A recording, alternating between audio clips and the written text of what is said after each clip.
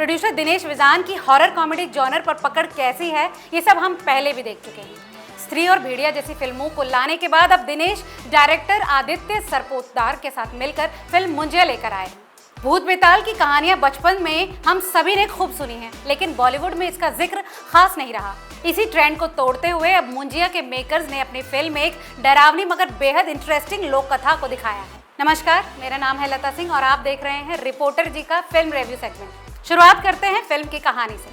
कहानी शुरू होती है 1952 से। एक छोटे से गांव में गोटिया नाम का एक लड़का अपनी माँ से मार खा रहा है। गोटिया की माँ उसे डंडी से मार रही है क्योंकि वो खुद से 7 साल बड़ी लड़की मुन्नी के प्यार में है। मुन्नी की शादी होती है और दूसरी तरफ गोटिया का जनेऊ संस्कार, लेकिन उसके बाद कुछ ऐसी चीजें होती हैं जिससे गोटिया की जान चली जाती है। कहा जाता है कि अगर किसी लड़के की मौत उसके जनेऊ संस्कार के 10 दिन के अंदर हो जाए तो किसी पेड़ के नीचे उसकी अस्थियों को गाड़ दिया जाता है और उसकी आत्मा को पेड़ से बांध दिया जाता है, नहीं तो लड़के की आत्मा ब्रह्म राक्षस बन जाती है, जिसे मुंजा कहते हैं। ये ब्रह्म राक्षस उस परिवार के आगे के वंश के लोगों को दिखाई भी देता है। अब कहानी आगे बढ़ती है। सालों बाद पुणे में रहने वाले बिट्टू यानी कि अभय वर्मा को आप देखते हैं। सीधा साधा भोला भाला बिट्टू यूएसए से कॉस्मेटोलॉजी पढ़ना चाहता है। अपनी पंजाबी माँ पम्मी यानी कि हमारी मोना सिंह के साथ वो उनके पार्लर में उनका हाथ बटाता है। बिट्टू और उसकी माँ के साथ उसकी अज्जी यानी दादी भी रहती है। दादी और माँ ने बड़े दुलार से बिट्टू को बड़ा किया है, लेकिन उसके पिता के बारे में उसे कुछ नहीं पता।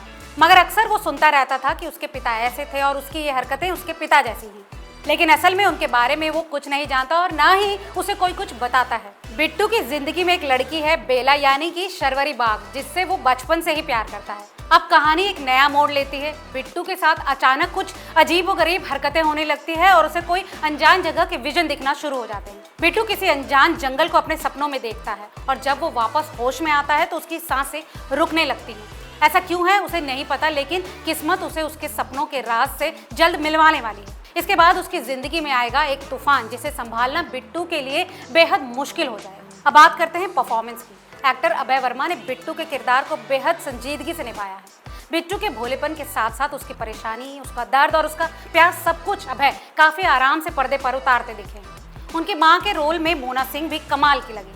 मोना का रोल बेशक छोटा था, लेकिन उन्होंने बखूबी निभाया। वहीं शर्वरी बाग बेला के किरदार में बेहद क्यूट लगी हैं। उनकी परफॉर्मेंस की बात करें तो वो ठीक ठाक रही है। इनके अलावा सुहास जोशी, तरनजोत सिंह, सत्यराज, अजय पुरकर जैसे एक्टर्स को इस फिल्म में सपोर्टिंग कास्ट में देखा गया है। सभी ने अपने काम को बढ़िया तरीके से निभाया है। तरनजोत की कॉमिक टाइमिंग की तारीफ करनी होगी। दूसरी तरफ मुंजिया का सीजीआई किरदार भी काफी डरावना लगा। डायरेक्शन और म्यूजिक की बात करें तो मुंजिया का स्क्रीन प्ले थोड़ा वीक है।